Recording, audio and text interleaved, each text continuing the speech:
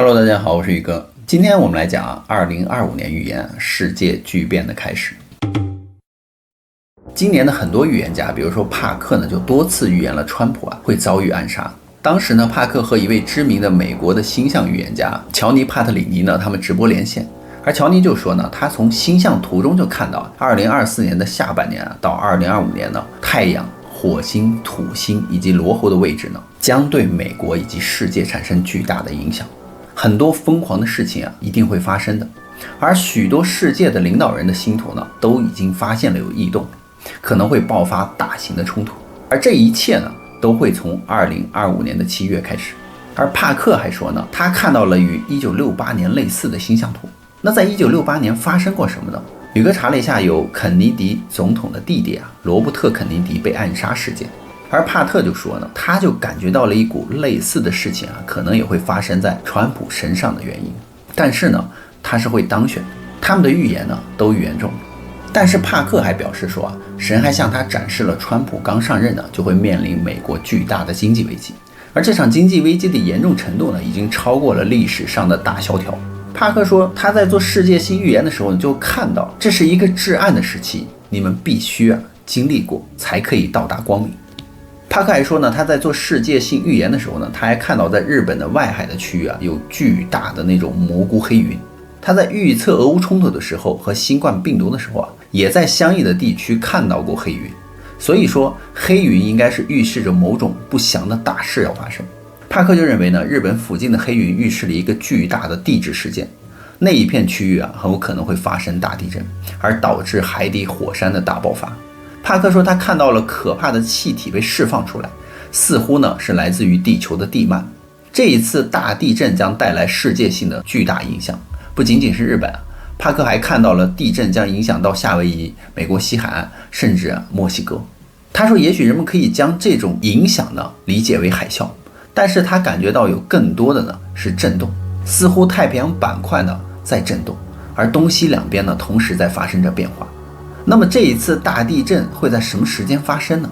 他给出了一个大概的时间可能是在2025年的1月底之前发生。但是呢，帕克说他无法看到具体的时间，很多事情不是在一夕之间同时发生的，需要一个逐渐汇聚的一个能量和发展的过程，所以时间呢可能会比人们认为的要长。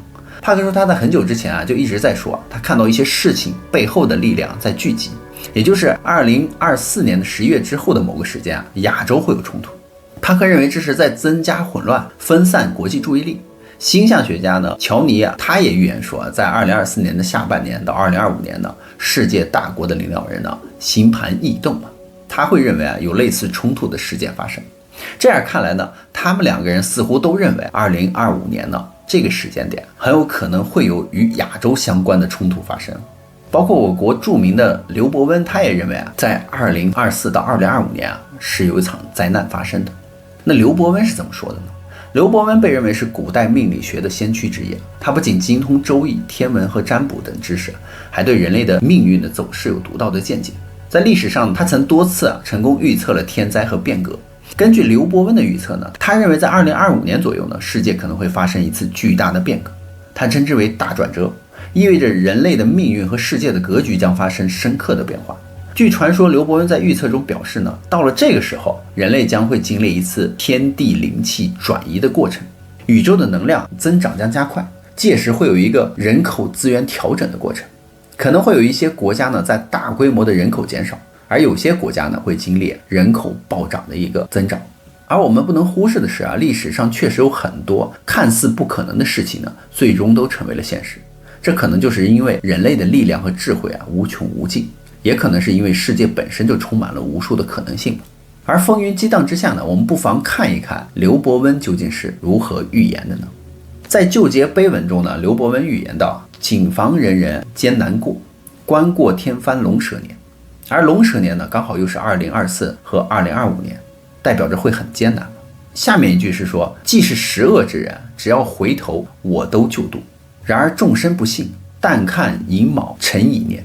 辰乙年呢，就是龙蛇年嘛，也是2024和2025年。但等金鸡叫，天晓天门开。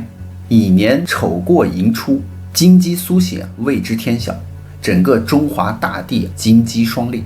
四乡归路，神州出真神。预言中就提到呢，这段时间将会出现诸多异常事件，包括自然灾害、动荡冲突和危机等。此外呢，刘伯温还提到了2032年之后的另一次重大变化。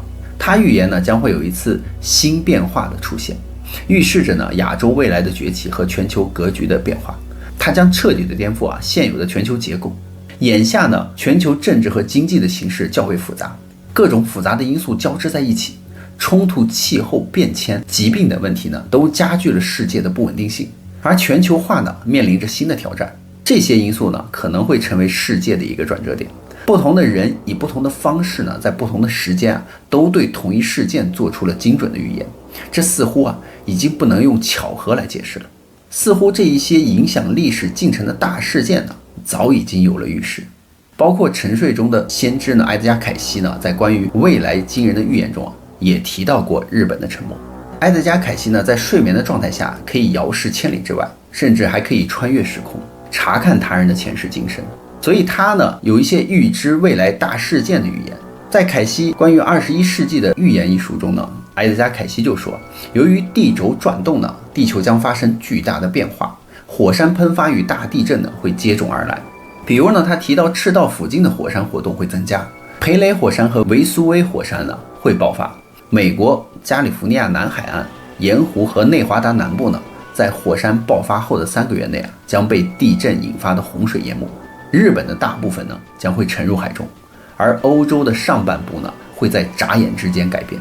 有一个新兴的陆地呢将会在美国的东海岸升起。而埃德加·凯西说这不是世界末日，也不是人类的终结，地理的变化呢只是一种洗涤的方式，而地球巨变呢将会迎来光明与和平的新时代。难道埃德加·坎西看到的这个灾难性的预言也是在2025年左右吗？另一个预言家比格斯在2024年的3月的一次视频采访中呢，宇哥之前讲过，他就看到有人企图谋杀川普，子弹从他的耳边飞过，然后离他的头很近，他看到了川普的右耳在流血，还摸着自己的右耳说呢，他觉得川普的耳膜被击穿了，以至于他还描述到川普中枪之后倒地向神祈祷。而在短暂的时间之内呢，川普获得了精神上的重生，重新站了起来，变得更加强大。这可以说是跟我们后来所看到的画面几乎是一致的。那比格斯还说呢，神让他知道了美国之后还会遭受巨大的冲击，但这不是为了毁灭，而是为了惊喜。他说他看到川普坐在椭圆形的办公室中双手抱头哭泣，而且神将手放在了他的肩上。之后呢，比格斯就感受到了笼罩在美国之上的一种黑暗，那种沉重感呢开始慢慢减少，越来越少。他说他居然后面看到了蓝天，看到了绿树，看到了一切呢重归于好。他说神让他知道美国将迎来一场伟大的复兴，而在这之前呢，人们需要承受磨难。比格斯就说人们将这场磨难呢称之为审判。比格斯呢在11月11日发布了最新的预言包括川普竞选获胜经济崩溃推迟，大复兴席卷全球，俄乌冲突升级。其中尤为引人注目的就是他还特别警示了川普将会遭受第3次袭击。那这一次呢，比格斯还分享了神给他的意象，就是亚洲发生巨变。不过这一次他看到的意象和他以前看到的有所不同，而且呢更为严峻。这到底是怎么回事呢？那比格斯在过去的1年之中几次谈到过美国将迎来巨大的经济崩溃，并看到了这场崩溃呢可能发生在圣诞节前后。不过这一次他说金融崩溃的时间可能会延后。他看到了川普宣布获胜的那一刻美国的股市上涨仿佛火箭腾空而起，而美国的主要基准指数均创下了历史新高。他还说呢，一些隐藏在幕后对川普存有恐惧势力的人呢，已经既定了一些计划，一旦他获胜呢，他们将立刻采取行动。比格斯就指出呢，有人会说你错了，你只对了一部分，但对于经济预测很多都错了。对此呢，他的回答就是他说我看到了经济看似繁荣，一切都在快速增长，然而呢，神对我说不要在意那些嘲讽之声，因为这只是一种表象。他说他看到了纸牌屋倒塌的那种意象，金融的趋势呢再次变得动荡。比格斯呢在过去20多天之中一直在祷告，他就说呢，仿佛我们之前的祷告呢只是将经济崩溃推迟了一段时间而已，然而最终呢又会出现一次更严重的崩溃。比格斯说我看到了日历快速的翻页，从2024年到2025年，居然又回到了1930年代的经济大萧条时期。此时呢，他说我看到了债务危机以及贷款危机。那个时候呢，银行会停止向人们提供贷款，即使是信用良好的人也很难承担。那随着银行贷款的冻结呢，美国各地的房贷、车贷、信用贷呢都陷入了停滞，整个金融体系呢就如同纸牌屋一样崩塌了。比格斯还说，他看到了一场席卷全球的大复兴，不仅会在美国兴起，会波及欧洲、亚洲乃至全世界。复兴呢，他说从川普任期的第1年开始，那参议员和众议院们都在乞讨，希望唤起各州的信仰觉醒。比格斯就指出呢，这场经济危机呢就带来了人们的谦卑。